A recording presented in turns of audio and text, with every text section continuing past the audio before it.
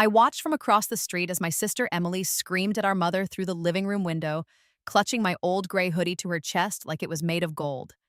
The same hoodie she'd borrowed 3 years ago in my first life. The same hoodie that had led me to find out every ugly truth about my family. But this time, I wasn't there to witness it. This time, I was already gone. Let me back up. I died on my 25th birthday. Not dramatically. I didn't even get a decent death story. I slipped in the shower of my tiny studio apartment, hit my head, and that was it. One moment, I was washing shampoo out of my hair. The next, I was staring at my 18-year-old face in the mirror, 7 years in the past, the morning after my high school graduation. The first thing I noticed was the hoodie hanging on my desk chair. My favorite hoodie, oversized soft gray cotton with a faded university logo, bought at a thrift store for $3. I'd worn it constantly that summer, before everything fell apart, before I knew what my family really was. In my first life, I'd spent that summer after graduation working double shifts at a coffee shop, saving money for college. My parents had made it clear they wouldn't help me financially. Emily needs it more, my mother had said, not even looking up from her phone. She's going to study medicine. You're just doing, what was it, art history? The way she said it, like my degree was equivalent to studying professional basket weaving. But I'd been stupid and naive. I'd loved my family despite everything. I'd believed that somewhere deep down they cared about me. That the favoritism toward Emily was just because she was younger or smarter or prettier. I'd made excuses for them my whole life. The hoodie was what changed everything. 3 weeks after graduation in my first life, I came home from work to find Emily wearing it. Not just wearing it, she'd cut off the sleeves and cropped it, turning my comfort item into some trendy Instagram outfit. Give it back, I'd said, trying to stay calm. Why? You don't even wear it anymore, she'd lied. I'd literally worn it 2 days ago. That's mine, Emily. You ruined it. She'd rolled her eyes. God, you're so dramatic. It's just a cheap hoodie. I'll buy you a new one. She never did, of course. But that wasn't the worst part. When I'd gone to my parents, near tears, my father had actually laughed. It's a hoodie, Sarah. Grow up. Your sister looks cute in it. My mother had been worse.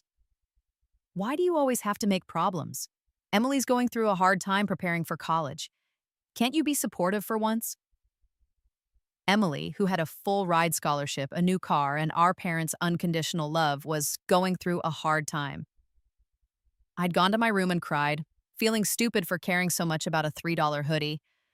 But it wasn't about the hoodie, not really. It was about being seen, about mattering. That night, I'd started looking for the hoodie in Emily's room while she was out. I just wanted to take it back, maybe try to repair it. Instead, I found my laptop, the one that had gone missing 6 months earlier. The one my parents had refused to replace because I should be more responsible with my things. Emily had stolen it, had been using it all this time, and when I dug deeper, when I checked the browser history and the saved passwords I'd foolishly left on it, I found so much more. Emails to my university rescinding my partial scholarship, emails Emily had intercepted and responded to, pretending to be me, declining the award.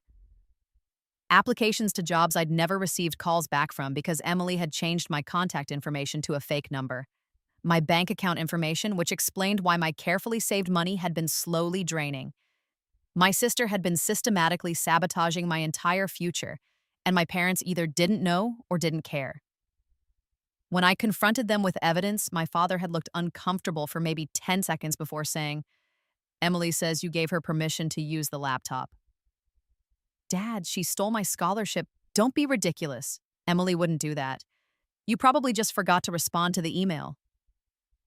My mother had been even worse, getting angry at me for invading Emily's privacy by going through her room. That was the moment I realized. They knew. They had to know. They just didn't care. I'd moved out the next week, working 3 jobs to pay for community college, living in a basement apartment with black mold and a landlord who forgot to fix the heat every winter. I put myself through school, slowly, painfully. I barely spoke to my family except for obligatory holiday texts. Emily went to her dream school, got her medical degree, and married rich. She sent me a wedding invitation. I was not in the bridal party despite her having 5 bridesmaids, including 2 girls she'd known for less than a year. That's when I stopped responding to the holiday texts. I worked in a museum, making barely enough to survive. I was alone. I told myself I was happy, but I wasn't. I was lonely and tired, and I couldn't even afford therapy to process the family trauma. Then I slipped in the shower at 25 and woke up at 18. Standing in my childhood bedroom, staring at that hoodie, I felt something I hadn't felt in years: hope. Because this time I knew exactly what was coming. This time, I could leave before the worst of it. This time, I could actually win. I picked up the hoodie, feeling the soft cotton between my fingers, and I smiled. The first thing I did was secure my laptop. I took it to a repair shop that same day and had them put a biometric lock on it, fingerprint access only. I backed up everything important to a cloud drive Emily couldn't access. I changed all my passwords, enabled 2-factor authentication, and set up alerts for any login attempts. Then I checked my bank account. I had $3,847 saved, money that would have mysteriously dwindled to nothing by August in my first life. I opened a new account at a different bank, transferred everything, and closed the old one. I told my parents I'd accidentally locked myself out of the old account and was using a new one temporarily. My mother barely looked up from her phone. "Okay, honey." She didn't care enough to question it. Next, I checked my email. The scholarship offer from the state university was sitting in my inbox, unread. They'd given me until the end of July to accept. In my first life, Emily had declined it in June, and I'd never known until it was too late. I accepted immediately. Full ride for art history with a focus on museum curation. Then I screenshotted the acceptance, backed it up in 3 different places, and set up email forwarding to a secret account Emily didn't know existed. But I didn't stop there. I spent the next week doing something I'd never done before. I planned, really planned. I researched apartments near the university, 3 hours away from my family. I applied for work-study positions at the campus museum. I looked up every grant, scholarship, and opportunity I could find. I created a roadmap for the next 7 years of my life, a roadmap that didn't include a single member of my family. The hardest part was acting normal, sitting through family dinners where Emily monopolized every conversation, where my parents hung on her every word, smiling when my mother showed me for the 15th time the brochures for Emily's college, but had never once asked about mine. "Sarah, have you thought about what you're doing in the fall?" my father asked one night, as if he hadn't asked me the same question 5 times and ignored my answer each time. "I'm going to state," I said calmly, cutting my chicken. "Full scholarship. I leave in August." My mother's fork stopped halfway to her mouth. "State? When did this happen?" "I told you in May, and in March, and in January." Emily's eyes narrowed.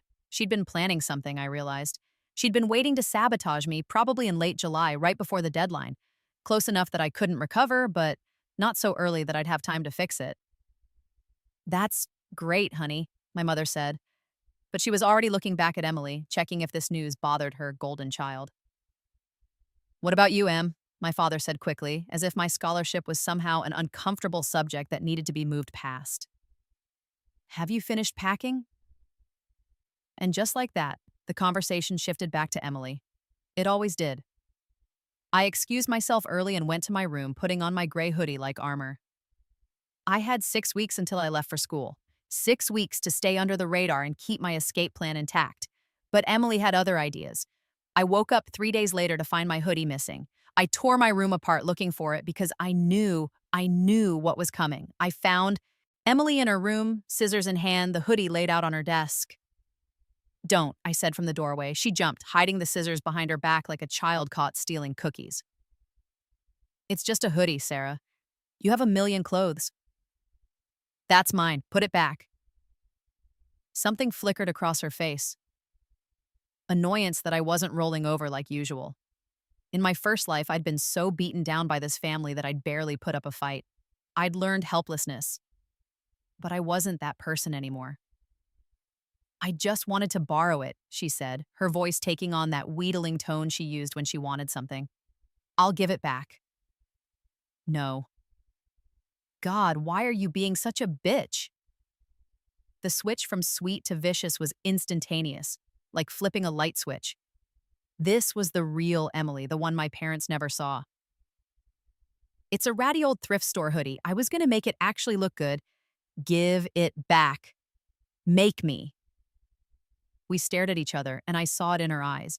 She was testing me, trying to figure out if this new, confident Sarah was real or just a temporary blip. I could fight her, could scream and get my parents involved, knowing they'd take her side, could wrestle the hoodie away from her and damage our relationship beyond repair. Or I could let her have it, not because I was weak, but because I was smart. Because in 6 weeks, I would be gone, and she could have every hoodie in the world and it wouldn't matter. I'd be free. Keep it, I said, watching her eyes widen in surprise. I don't need it anymore. I walked back to my room and closed the door, ignoring her confused calls after me. Let her think she won. Let her think I was still the same pushover. I had bigger plans. That night, I created a new email account under a pseudonym and sent an anonymous message to the university Emily was attending, explaining that a prospective student, Emily Martin, student ID number included, had been involved in academic fraud in high school. I attached screenshots, saved from my first life, burned into my memory, of papers Emily had plagiarized, of the time she'd cheated on the SATs using a hidden phone, of her fake volunteer hours for her med school application. I'd watched it all happen the first time and said nothing, believing my parents when they said I was just jealous. But I'd seen it. I'd documented it in my journal, which I'd kept even after everything fell apart, tucked in a box under my bed for 7 years. I'd thought maybe someday I'd need proof I wasn't crazy. Turns out I'd been right. The university wouldn't act immediately. These things took time, but they would investigate, and Emily's house of cards would crumble right around the time she was supposed to start classes. But that wasn't enough. That wasn't even close to enough. I spent my evenings scrolling through my parents' financial documents, the ones they kept in an unlocked file cabinet in the home office, because they'd never thought either of their daughters would snoop. They'd always treated me like I was invisible, like I was too stupid or too passive to be a threat. What I found made my blood boil, even though I'd known it was coming. My college fund, the one my grandparents had set up for me before they died, the one that was supposed to have $50,000 in it, was empty. Completely drained. The statements showed regular withdrawals over the past 2 years, all of them going to Emily's accounts, her car, her new laptop, her spring break trips. My parents had helped themselves to my inheritance to fund Emily's lifestyle. In my first life, I hadn't discovered this until I was 23, when I'd tried to access the fund to help pay for emergency dental surgery. By then, the money was long gone, and my parents had shrugged and said it had been a family decision to reallocate resources where they were most needed. This time, I took photos of everything. Every statement, every withdrawal, every transfer. I documented it all. Then I looked up the lawyer who'd helped my grandparents set up the trust. He was still practicing, still in town. I made an appointment for the following week.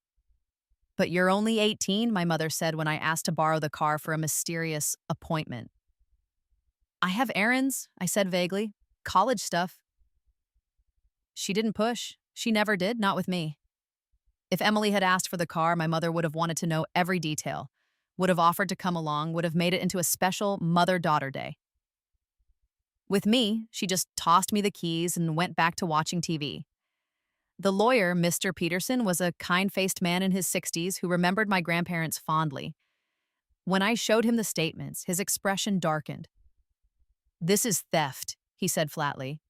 "The trust was set up specifically for your education.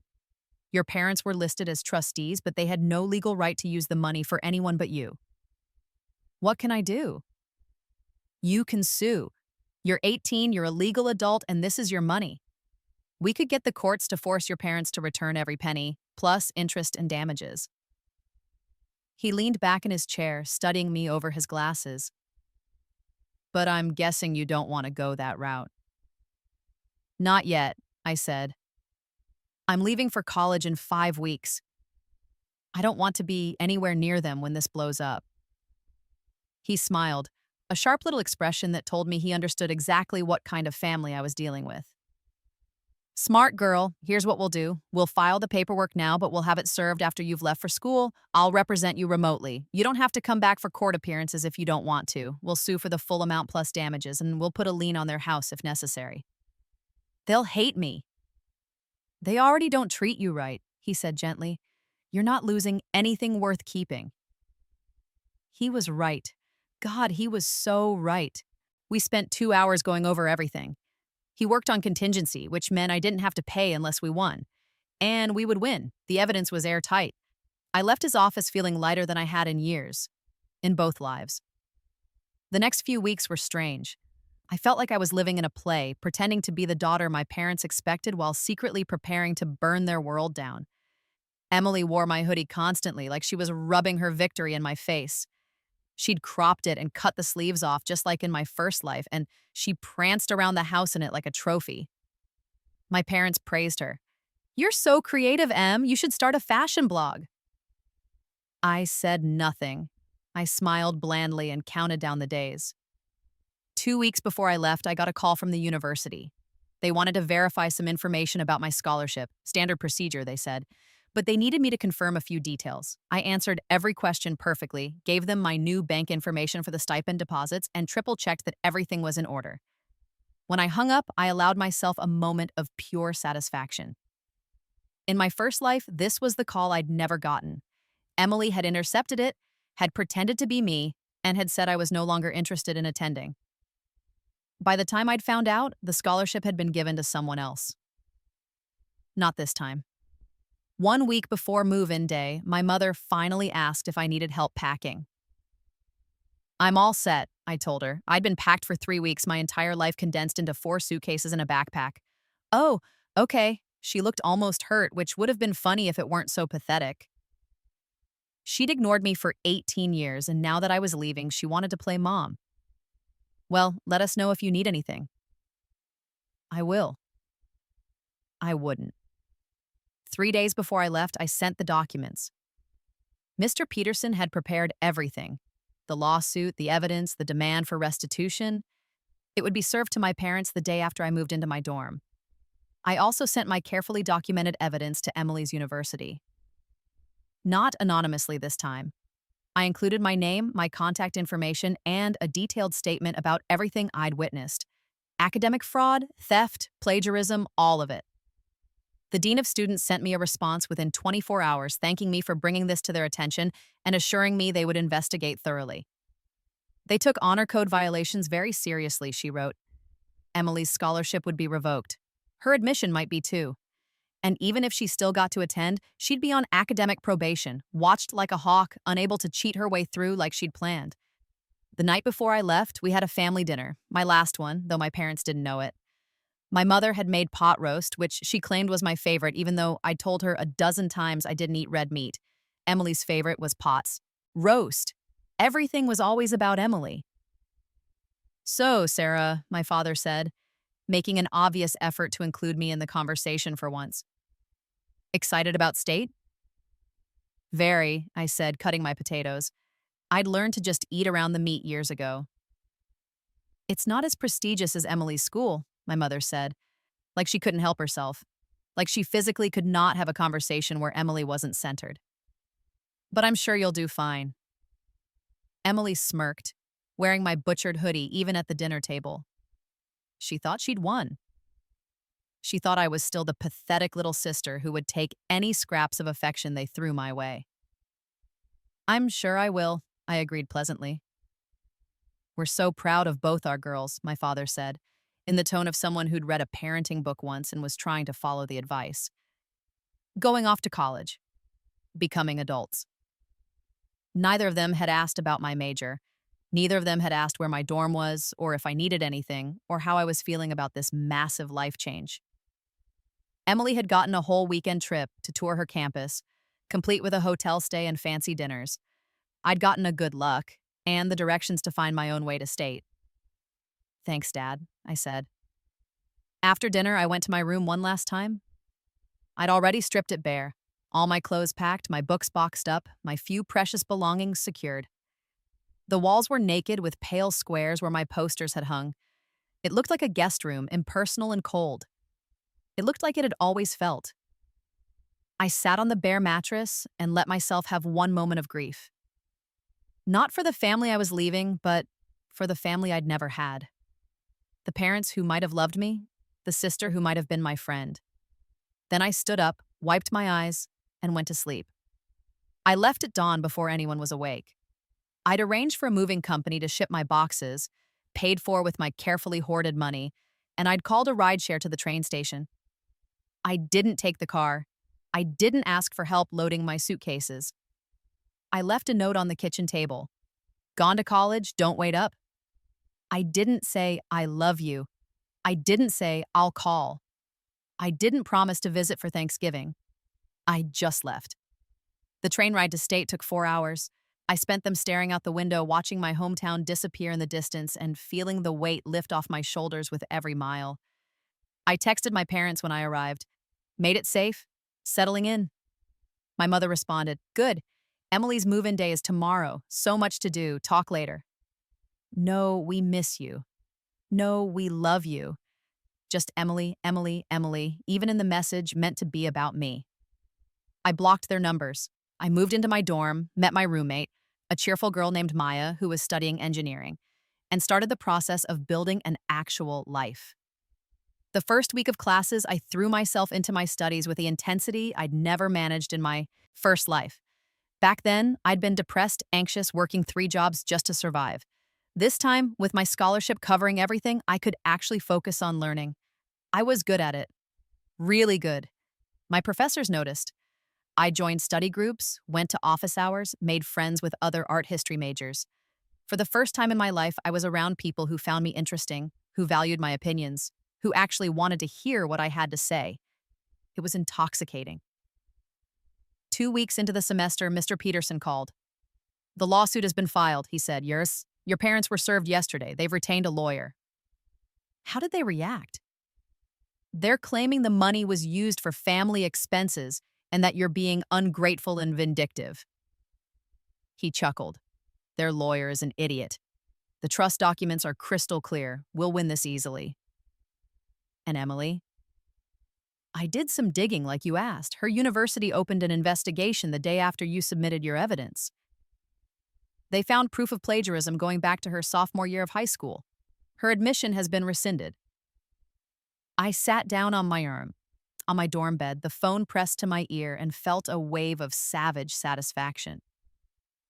She's trying to appeal, Mr. Peterson continued, but it's not going well. Apparently, she's also been accused of cheating on her SATs. Did you know about that? I included it in my statement. The testing board is investigating. If they find evidence, she could be barred from retaking the test for several years. That would make it very difficult for her to get into any reputable university. Good. He was quiet. I'll sit for a moment. Your parents have tried calling you 17 times. Your sister has sent you 43 text messages. I'd deleted their numbers, but they were probably flooding my old email too. I hadn't checked it. I don't want to talk to them. You don't have to. I'll handle everything. But Sarah, his voice gentled. Are you okay? This is a lot to deal with on your own. I'm not on my own, I said, surprising myself with the truth of it. I have friends here. A life. For the first time, I actually have a life. Good, that's good. You deserve that. After we hung up, I did check the old email, the one I told my family about. It was exactly what I'd expected.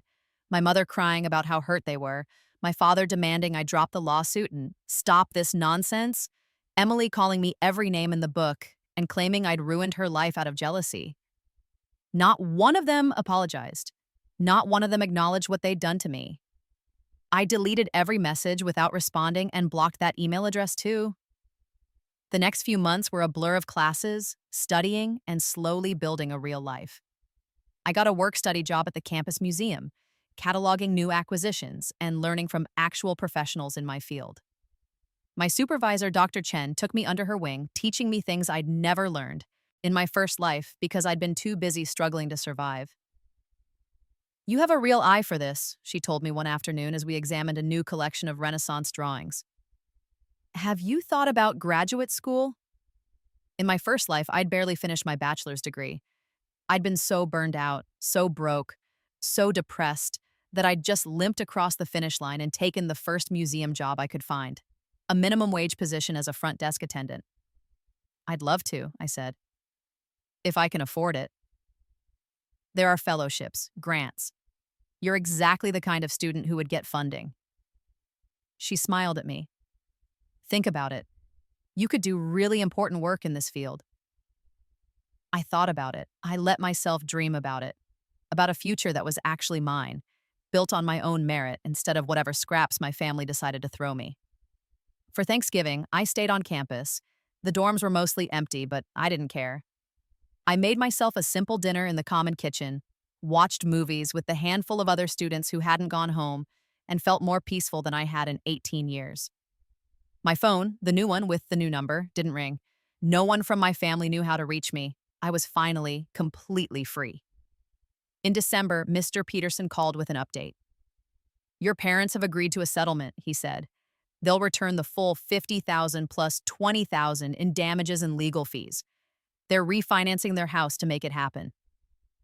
They're losing the house?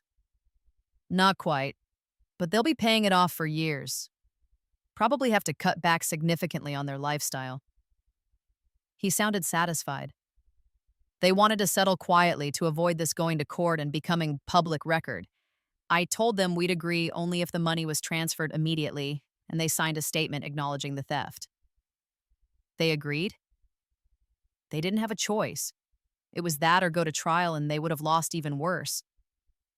The money will be in your account by the end of the week. $70,000. Money that was rightfully mine, that they'd stolen to fund Emily's princess lifestyle. And Emily? I asked. Still blacklisted from every university she applied to. The SAT cheating investigation confirmed she paid someone to take the test for her. She's banned from retesting for 3 years. He paused. I heard through the grapevine that she's working retail now, at the mall. Emily, who'd dreamed of being a surgeon, who'd had everything handed to her, was working a cash register at the mall. The universe had a sense of irony after all. Your parents are telling people you had a mental breakdown, Mr. Peterson added. That you made up lies about your sister because you were jealous. They're playing the victim. Let them, I said. I didn't care what story they told. I was never going back. Christmas came and went. I spent it with Maya's family. She'd invited me home with her when she learned I wasn't going back to my own family. Her parents were warm and welcoming, treating me like an honored guest. Her little brother asked me about art history and actually listened to my answers. It was the best Christmas I'd ever had. When second semester started, I doubled down on my studies. I applied for summer internships at museums across the country. I wrote papers that my professors praised. I started to believe that maybe I was actually good at this, that my degree wasn't a joke like my mother had always implied. In March, I got an email from a museum in New York, one of the big ones, world-renowned. They wanted me for a competitive summer fellowship, paid with housing included, working on a major new exhibition. I actually cried when I read the acceptance letter. In my first life, I'd applied to programs like this and never even gotten an interview. I'd assumed I wasn't good enough, that people like me didn't get opportunities like that. But it turned out when you weren't being sabotaged by your own family, when you could actually focus on your work instead of just surviving, you could accomplish incredible things. I called Dr. Chen immediately. I told you, she said, and I could hear her smiling through the phone. You're talented, Sarah. You deserve this. Deserve. What a concept. The end of freshman year came faster than I expected. I'd made friends, gotten straight A's, secured an amazing internship. I was happy. Actually, genuinely happy. I was also completely alone, family-wise. I hadn't spoken to my parents or Emily in 9 months. One afternoon in late April, Maya asked me about it. We were in our dorm room packing up for the summer, and she'd been dancing around the question for weeks. You never talk about your family, she said carefully. Are you okay? Like, are they okay with you just not going home? I sat back on my heels, holding a stack of textbooks. I don't have a family anymore, not really. What happened? So I told her, not everything, that would have taken hours, but enough. The favoritism, the theft, the sabotage, the lawsuit, the revenge. When I finished, Maya was quiet for a long moment. Holy shit, she finally said. You're like a superhero. You escaped. I don't feel like a superhero. Are you kidding? You sued your parents, got your sister's college admission revoked, and you're thriving without them. That's the most badass thing I've ever heard. She paused. Do you miss them? Sometimes, I admitted. But not them as they actually are. I miss the family I wish I'd had. The parents who might have loved me, the sister who might have been my friend. That's fair.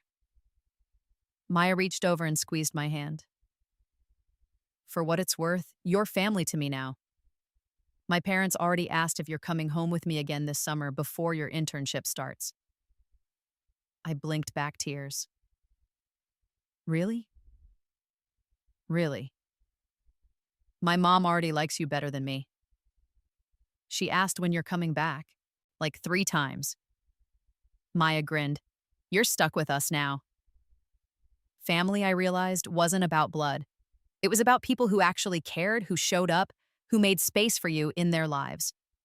The summer in New York was transformative. I worked alongside curators and conservators who treated me like a colleague, not an intern.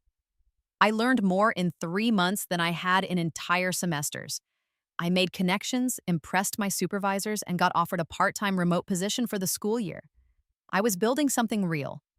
A career, a future, a life that was entirely my own. In August, right before sophomore year started, I got a call from an unknown number. I almost didn't answer, but something made me pick up. Sarah? It was my mother's voice, thin and strained. Sarah, please don't hang up. I almost did. My finger hovered over the end call button. What do you want? I wanted to talk to you, to explain. Explain what? How you stole my inheritance? How you let Emily sabotage me for years? How you never once stood up for me or treated me like I mattered? My voice was steady, cold. I'd had a year to process this, to move past the pain into simple, clear truth. We made mistakes, she said, and she was crying now. But we're your parents. You can't just cut us off. Watch me. Emily's struggling, my mother tried. She's so depressed, she's barely eating, she's working at the mall, and she's miserable. Good. The word came out flat and final. My mother gasped, like I'd struck her. How can you say that? She's your sister. She was never my sister. She was my bully, and you enabled her every step of the way. You both did. You let her steal from me, sabotage me, torment me, and you never once told her to stop. So, no, I don't care that she's struggling. I don't care that she's miserable. She made her choices, and now she's living with the consequences, just like you are. The lawsuit destroyed us, my mother said, her voice breaking. We're drowning in debt. Your father might lose his job. The house. You stole $50,000 from your daughter, I interrupted. Money my grandparents left for me, money that was supposed to secure my future. You stole it, spent it on Emily's luxuries, and you never thought I'd find out or fight back. That's not a mistake, Mom. That's theft. That's abuse. And I'm not sorry you're facing consequences. I'm your mother. You were supposed to be. You weren't. I felt surprisingly calm, like I was stating simple facts about the weather. You were supposed to protect me, support me, love me. You did none of those things. You sacrificed me on the altar of Emily's ego over and over again, and you expected me to just accept it. I don't accept it anymore. Please, she whispered. You're all alone. I'm not alone. I have friends, mentors, a future. I have people who actually value me. What I don't have is a family that treated me like a human being, and I'm okay with that. Sarah, don't call this number again. I mean it. If you do, I'll get a restraining order. I hung up. My hands were shaking, but not from fear or regret. From relief. From the final severing of a cord that had been strangling me my entire life. I blocked the number. I went back to my dorm where Maya was waiting with ice cream and a movie queued up because I'd texted her that my mother had called and she knew I'd need support. That's what family actually looked like. Sophomore year was even better than freshman year. I declared a double major in art history and museum studies. I took on more responsibility at my remote job. I applied for prestigious scholarships and won them. I started dating a sweet guy named Marcus from my art theory class, though we eventually decided we were better as friends. I was thriving. In December of sophomore year, I got a Facebook friend request from someone I didn't recognize, a middle-aged woman named Diane Martin. The profile picture showed a kind-faced woman with my grandmother's eyes. It took me a moment to place her. My father's sister, my aunt, who I'd only met a handful of times at family gatherings before she'd had a falling out with my parents when I was 10. I barely remembered her. I accepted the request, curious. She messaged me immediately. "Sarah, I hope this isn't too forward, but I heard about what happened with your parents. I'm so sorry. I tried to help when you were younger, but your father cut me off. I'd love to talk to you if you're open to it. No pressure." We ended up on a video call that lasted 3 hours. "Your father was always the golden child," Diane told me. "Our parents spoiled him rotten, and he married a woman just like our mother, someone who'd continue the pattern. When Emily was born and she looked just like him, it was like history repeating itself." She shook her head. "I tried to talk to him about how he treated you. I really did. That's why he stopped speaking to me." "You tried to help me?" "I sent you birthday presents. Cards. Did you ever get them?" I shook my head. I'd never gotten anything from her. "I thought so. Your mother probably threw them away." Diane sighed. "I should have tried harder. I should have pushed more. I'm sorry." "It's not your fault," I said, and meant it. You tried. That's more than anyone else did." We stayed in touch after that. Diane became a presence in my life, not trying to replace the family I'd lost, just offering support and connection. She sent care packages during finals. She called to check in. She treated me like I mattered. It helped, having that link to my father's side of the family. It reminded me that my parents' dysfunction wasn't inevitable, that I could have had something different if circumstances had been other than they were. Junior year, I studied abroad in Florence for a semester, immersing myself in Renaissance art and Italian culture. I learned the language, made international friends, and confirmed that art history was absolutely the right path for me. When I came back for senior year, I had 3 graduate school programs already interested in me, all offering full funding. Dr. Chen wrote me a recommendation letter she called the best I've ever written. "You've done exceptional work," she told me. "You're going to go far in this field." I let myself believe her. Spring of senior year, I was walking across campus when my phone rang. Unknown number again. I'd gotten better about not answering these, but something made me pick up. "Is this Sarah Martin?" A woman's voice, professional and cool. "Yes." "This is Dean Westbrook from Ivy University. I'm calling about Emily Martin. You submitted a report about academic fraud several years ago." My stomach dropped. "Yes, I did." "I wanted to let you know that the case has been fully resolved. Emily attempted to enroll under a false name this semester. We caught it during the background check. She's now been permanently banned from not just our institution, but flagged in the National Academic Database. She won't be able to attend any accredited university in the country." "Oh." "I also wanted to thank you. Your report was thorough and well documented. It helped us identify several other cases of academic fraud in our admissions process. You potentially saved us from a significant scandal." After she hung up, I sat on a bench and processed this information. Emily had tried to cheat her way into college under a fake name, and she'd been caught. She'd never be a doctor now.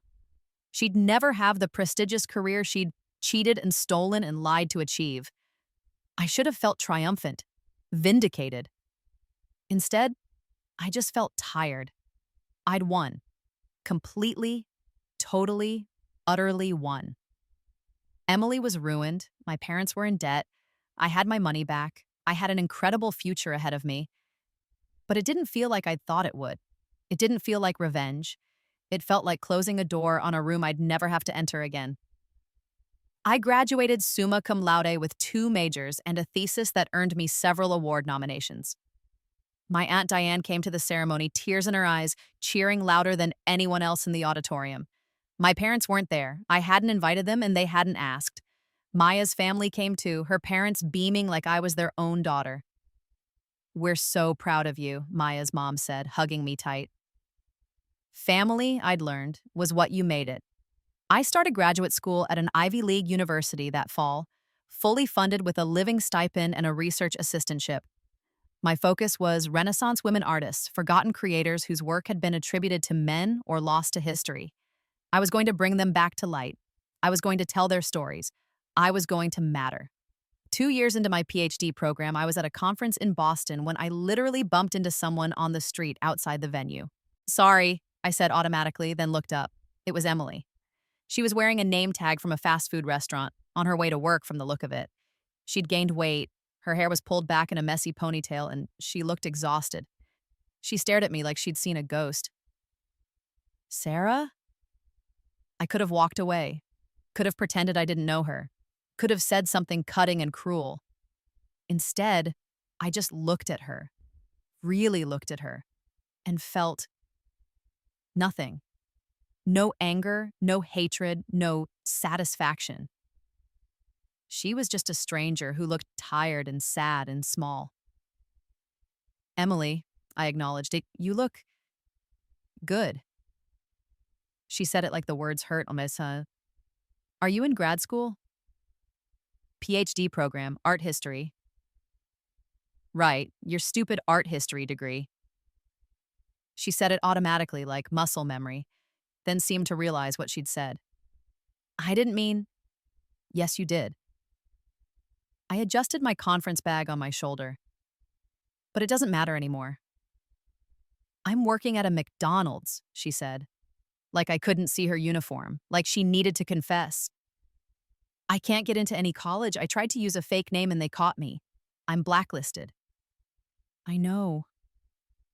You did this to me." Her voice broke.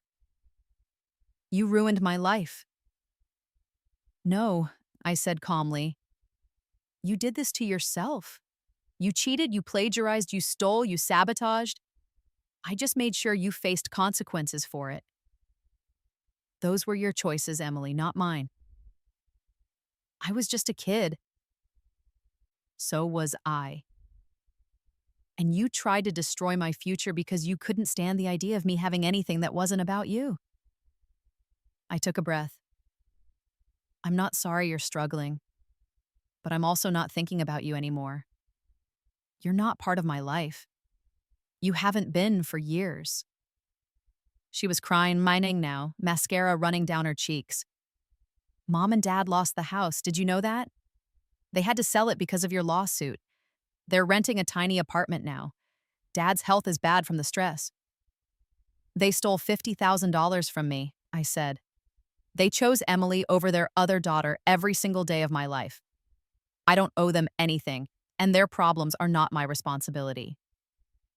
"We're family." "No," I interrupted. We're not. We're people who share DNA. That's all we've ever been." I walked past her, into the conference center, and I didn't look back. That night, I called Aunt Diane and told her what happened. "How do you feel?" she asked.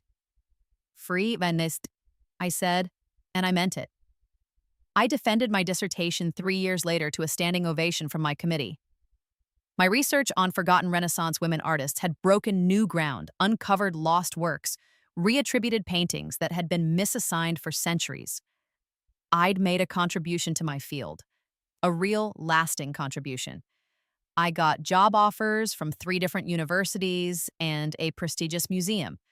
I chose the museum, associate curator position, good salary, benefits, the works. At 28, I had everything my 18-year-old self could have dreamed of. A career I loved, friends who felt like family, financial security, independence. I'd won. Not because I'd destroyed Emily, though I had. Not because my parents faced consequences, though they did. I'd won because I'd built a life worth living, entirely on my own terms, without them. the story could end there, with me triumphant and my family defeated. But life isn't that neat. A year into my curator job, I got a letter. Physical mail forwarded from my old university address. The return address was a nursing home in my hometown. Inside was a handwritten note from my mother. Sarah, your father is dying, cancer. He's in hospice. He keeps asking for you. I know you hate us, and maybe we deserve it, but he's your father. Please. I stared at that letter for 3 days, unsure what to feel. Aunt Diane, when I called her, was surprisingly sympathetic. He's my brother, she said. He was a terrible father to you, but he's still my brother. If you want to go, I'll go with you. If you don't, that's okay too. I don't know what I want. Then take your time figuring it out. There's no right answer here. I thought about it for a week, talked it through with my therapist. Yes, I was in therapy now, working through 18 years of family trauma. She didn't tell me what to do, just helped me explore my feelings. In the end, I decided to go. Not for him, not for my mother, not even for closure. I went because I wanted to look at my father, dying in a hospice bed, and know that I didn't regret leaving. I wanted to be sure. Aunt Diane drove with me. We didn't tell my mother we were coming. My father looked small in the hospital bed, hooked up to machines, his skin yellowed and his breathing labored. My mother sat beside him, looking older than I remembered, her hair more gray than brown. Emily was there too, standing in the corner like she wanted to disappear. Sarah, my mother breathed, standing up. You came. I'm here for 10 minutes, I said. That's all. My father's eyes opened. He looked at me and I saw recognition, then something that might have been regret. Sarah, he whispered. I'm sorry. 2 words. Too little, too late. Okay, I said. I was a bad father to you. I see that now. Yes, you were. My mother flinched. Emily made a small noise of protest. I don't forgive you, I continued, keeping my voice level. I don't forgive any of you. What you did to me wasn't a mistake or a misunderstanding. It was years of deliberate cruelty and neglect. You stole from me. You enabled Emily's sabotage. You made me feel worthless my entire childhood. Sarah, my mother started. I'm not finished. I looked at my father. You're dying, and you want forgiveness so you can feel better about yourself. But I don't owe you that. I don't owe you peace of mind. You made your choices, and I made mine. I chose to leave, to build a life without you, and I'm happy. Genuinely happy. I have a career I love, people who care about me, a future that's bright and mine. We're so sorry. My mother was crying now. I know you are. Now that there are consequences, now that you're suffering, now that Emily's life is ruined and you're in debt and Dad's dying, you're sorry because your choices caught up with you, not because you actually understood what you did wrong. I took a breath. But I want you to know something. I don't hate you anymore. I don't feel anything for you. You're strangers to me, and I'm okay with that. I looked at Emily standing in the corner. You tried to destroy me because you couldn't stand the idea that I might be worth something. You cheated and lied and stole, and when you got caught, you blamed me. But I didn't ruin your life, Emily. You did. You were so obsessed with being better than me that you never bothered to actually become good at anything. She was crying silently, hopelessly. I turned back to my father. I hope your death is peaceful. I really do. I don't wish you suffering, but I also don't forgive you, and I'm not going to pretend we were a real family. We weren't. And that's on you, not me. I walked out of that hospice room with my head high, Aunt Diane beside me. In the car, she asked, "How do you feel?" Good, I said, and I meant it. I feel good. My father died 2 weeks later. I didn't go to the funeral. I sent flowers, a simple arrangement, nothing extravagant, with a card that said, "Only goodbye." Let them interpret that however they wanted. Aunt Diane went and told me about it afterward. Your mother is a mess, she said. Emily's barely functioning. They're clinging to each other like the world is ending. That's not my problem. No, she agreed. It's not. Life went on. I curated exhibitions, published papers, made a name for myself in my field. I dated, broke up, dated again. I traveled for work and pleasure. I bought an apartment in the city, decorated it exactly how I wanted. I was 30 when I met James, a conservator at a partner museum. He was kind and funny and treated me like I hung the moon. We took things slow, learning each other, building something real and healthy. On our second anniversary, he asked about my family. I don't have one, I said, not really. Everyone has a family. Not everyone has a family worth keeping. I told him the abbreviated version: the abuse, the theft, the escape, the revenge. Holy shit, he said when I finished. You're a badass. I'm a survivor. Same thing. He pulled me close. For what it's worth, I'm honored you told me. And if you want, my family can be your family. My mom already loves you. I let myself lean into him, into the possibility of building something new, of choosing family instead of being stuck with the one I was born into. At 32, James proposed. We had a small wedding with close friends and chosen family: Aunt Diane, Maya and her family, Dr. Chen, colleagues who'd become dear friends. My mother sent a card. I didn't open it. Emily sent a Facebook message asking if she could come to the wedding, saying she'd changed, that she'd been in therapy, that she wanted to apologize in person. I blocked her without responding. Some bridges, once burned, should stay ashes. I'm 35 now. I'm the head curator at my museum. I've published 2 books. I have a husband who adores me, friends who feel like family, a career that fulfills me. I have a life I built from scratch, without help from the people who were supposed to love me. Sometimes, late at night, I think about that gray hoodie, the one Emily destroyed, the one that started everything in my first life. In this life, I never gave her the chance to take it. I packed it away when I left for college, and I still have it, worn and soft and perfect. I don't wear it much anymore. I don't need it, but I keep it in my closet, a reminder of who I was and who I became. I was the girl who was overlooked, underestimated, sabotaged by her own family. I became the woman who left without saying goodbye, who fought for herself, who won.